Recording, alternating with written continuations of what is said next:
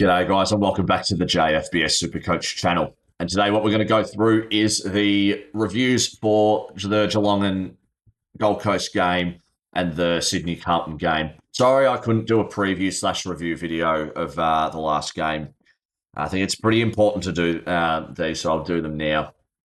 And what I'll be doing is I'll just talk about the guys that I liked. Mind you, I only watched the second half of the Geelong Gold Coast game because I had work and I haven't watched it yet because it was too late and I wanted to go to bed. But yeah, anyways, we'll just talk about some guys for Supercoach who will be very interesting to look at. I have changed my team drastically because of these past two games, especially this one as well. Yeah, so I think the main talking point was Christian Petrarca. So very, very nice game he had last night. It was his highest rated game ever, which is unbelievable to hear. This hasn't updated. That's amazing. Good stuff, DFS. But he had a 170 super coach, which is really nice. We can't even see the heat map, which we need to see on here. Anyways. Yeah.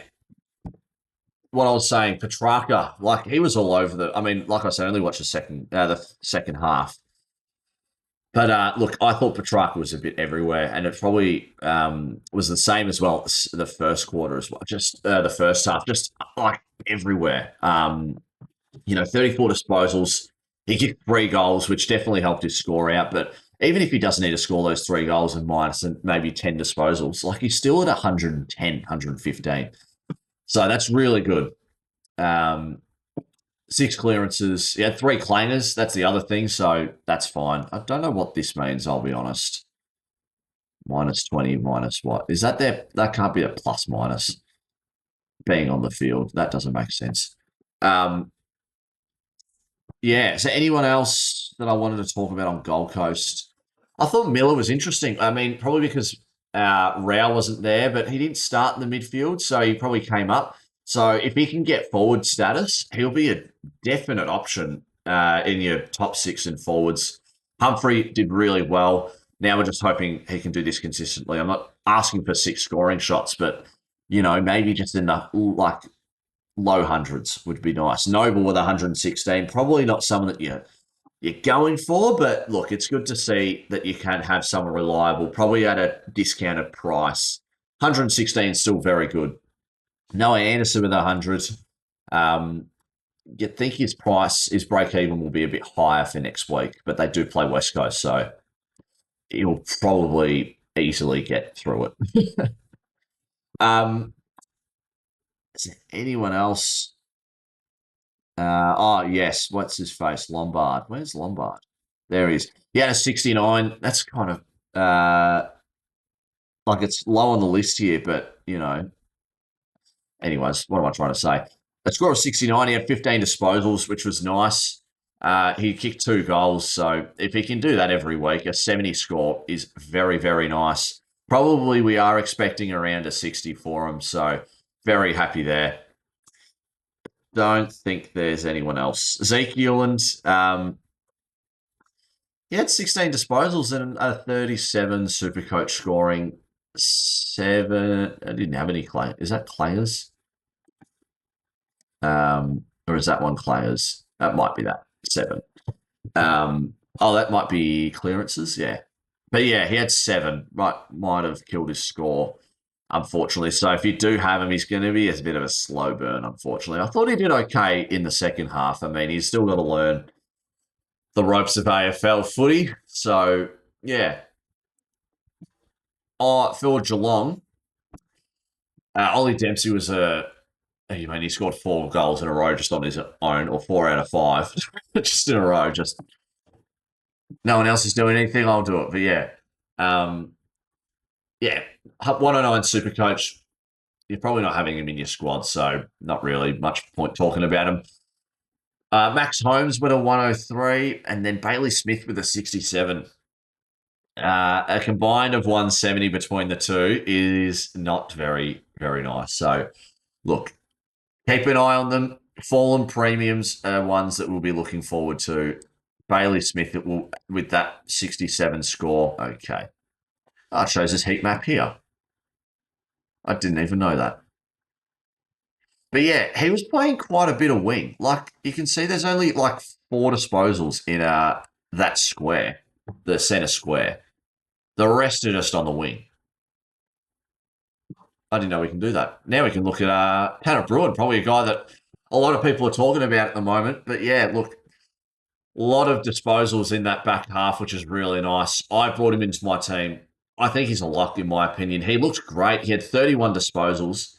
He had 5 clangers. Is that what it is? Where is it? Surely it says somewhere here. No. Oh, shows that too. That's actually not bad. Sorry, I'm distracted. But yeah, I think he's a lock at this moment. At the time when I'm saying this, like he's looked really nice. He looks really aggressive off half back. So that's what you kind of want to see.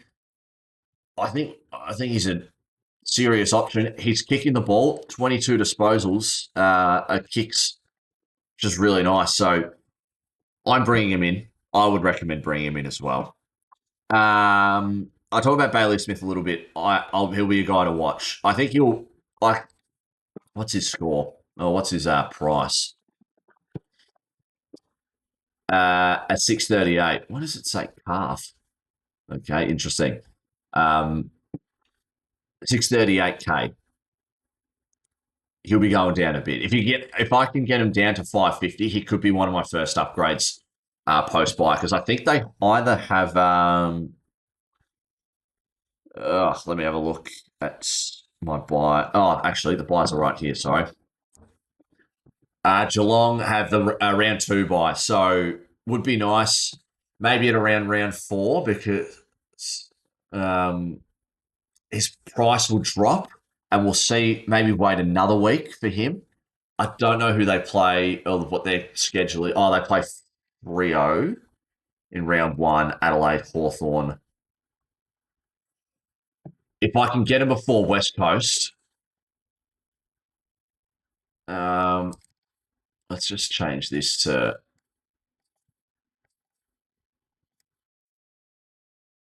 Jesus. Yeah, goes. That doesn't seem right. 130. He goes down 134k.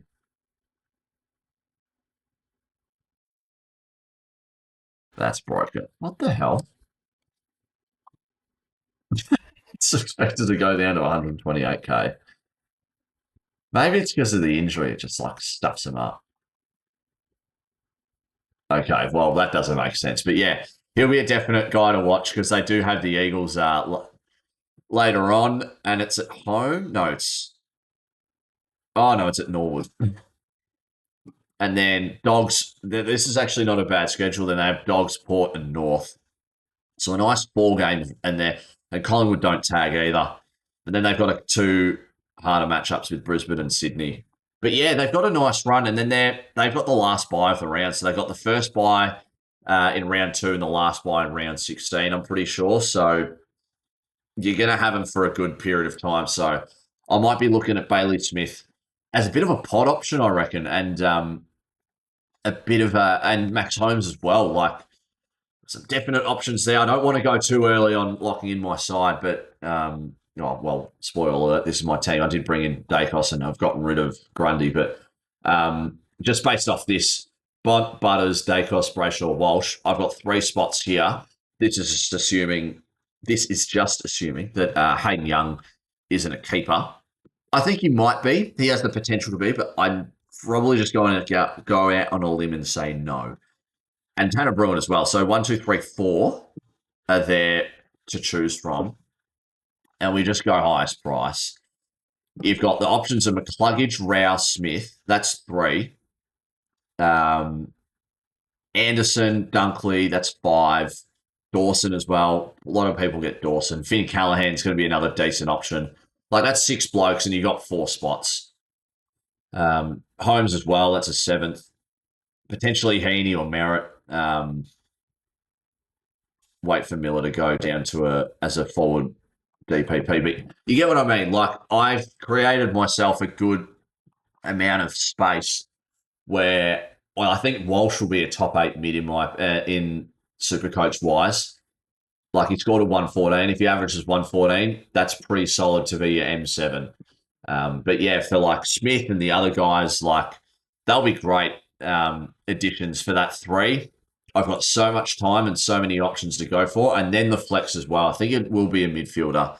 So yeah, that'll be nice. So sorry, I've talked about Gold Coast Geelong a lot, but I don't think there's anyone else really I want to talk about. So let's go to the Sydney Carlton game. Now, I did watch the whole game for this, and it's really just Walsh versus Gordon. Like, who are you going for? I'm going with Walsh. I think he's got a bit of a not higher ceiling, but a higher floor. I reckon.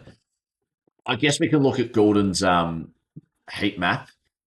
Obviously, predominantly in the wing. I think that third quarter easily his highest with a 48. Yeah, went 38 in the first half and then 48 in that third quarter alone. But I did want to see like it's surely there's a heat map. I love how like when you watch live, the heat map does come up, but or when you section off by quarters on the AFL app, comes up it sections off by quarters, but look, very annoying. He is predominantly on the wing. Walsh, look at that. Just centre back, like he's just in it. He had 32 disposals to Gordon's 27. Yeah, I'm going. Like I said, I'm going with Walsh. Yeah, going with him. I don't really have much more to say. I'll be honest between them two. It really is between them. Who do you want to start? I mean, Walsh is also 20k cheaper, so I mean that's not probably that big of a talking point or difference that you'd want to make. But yeah, anyone else? Grundy, he had 46 disposals. Disposals, oh my God, sorry. Hit outs, but had 16 disposals. Oh, God, I hate how it doesn't say he was in 77 ruck contests. So I don't think that the hit outs per se have made a difference just so far. God, I hate how there's no like clangers or, his disposal efficiency was 63, which isn't great. Might have bumped his score a bit lower, but yeah, not too bad, not too bad. Heaney with an 89. He's another guy I mentioned that you're probably looking for. Might go down in price. Not a bad fallen premium to go for. Jai Sarong. He's the rookie down back that everyone's talking about. And it seems like he's playing on that wing and half back. Look, he played a really strong first half and, yeah, a 16 in the second half. So, look, not great, but look, I don't mind it. I'm fine with that. If he can average 77 the whole time, I'm very happy about that. So just be mindful of that. Kerno with a 65, he did score 3 goals. Sheldrick had 23 disposals, but absolutely butchered the ball every time he had it. But I don't think there's anyone else. Callum Mills, a 66. You can watch out for him. He could be a top 6 defender. Or we look at Nick Blake. He only scored a 71. He's a guy that you can definitely go for. Carlton per se, Florence. Now, he's a guy that I've never heard anyone else really talk much about him or highly about except for me. But seeing that, my good word has paid off talking about him coming off halfback. I think he's a decent option. If you want to go for a little bit of a pod play, I'm not going to go for it, but he's definitely going to be making money, and I'm glad that I feel smart on something that I've really stuck by. Zach Williams came off halfback as well. He's a bit cheaper. He took some kick-ins, it seems. Good to know, I guess. George Hewitt, he's another premium. Could be fallen. 70 score. Might affect it early. Jagger Smith with a 65, which is okay. I think everyone's expectations was a bit higher than that. So, not that it's disappointing, but if he makes money, he makes money. It doesn't really matter at the end of the day. Geez, Paddy Cripps has just fallen down the hill, basically. Harry Dean with a 59. Interesting if people will stay with him or keep him. I reckon people will. I think a 60 average is fine, but if there's a 60 average with him and a 65 with Smith, Smith's ultimately going to be making you more money because you're saving 80k. You're already 80k, already saving 80,000 or 70,000 going with him. But other than that, I think that is it from those two. I like, not that I like premiums doing bad, but you could say that it's not bad that they're not performing that great, like a 67 and a 100 and a 70, 103 even, and 89. Like these are scores that you're licking your lips a little bit going, I can get them for a cheaper price. And we know these guys can really perform well. So it's good that we can see these prices go. Bad luck for you if you've got them early on. You're probably not going to though, just because they're going to lose your cash early. And you could probably pick them up in 3 weeks' time with some movements around your squad. But yeah, that's going to do it for me. Hopefully, you guys enjoyed that. Let me know your thoughts and feelings on some of the players who you thought was good as well. And let me know your thoughts for tonight's games. And I'll be talking about it too as well. So yeah, that's going to do it for me. Hopefully, you guys enjoyed that. And hopefully, you guys have a good one. And I'll see you guys next time. Cheers.